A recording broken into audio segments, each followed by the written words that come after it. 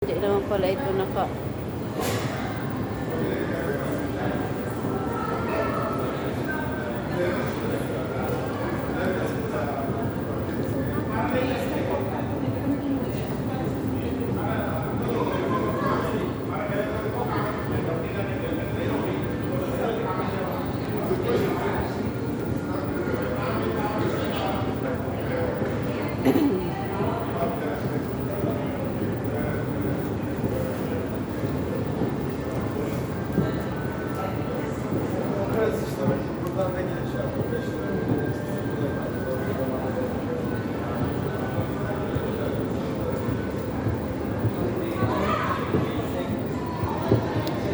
Punta na kami tayo ng shuttle. Uwi na kami ni Ate Jo.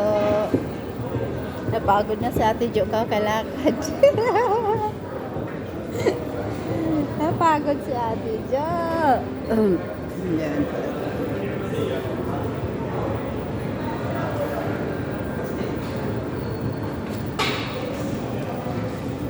Ganyan lang ang buhay namin pag holiday namin. Lakad-lakad, tapos uwi na. Trabaho ulit. Ang ingay naman ng kabayan doon. Ang ingay nila, te. Ang ingay. Parang sariling mundo, may sariling mundo sila. Ayan, o, rinig nyo yan?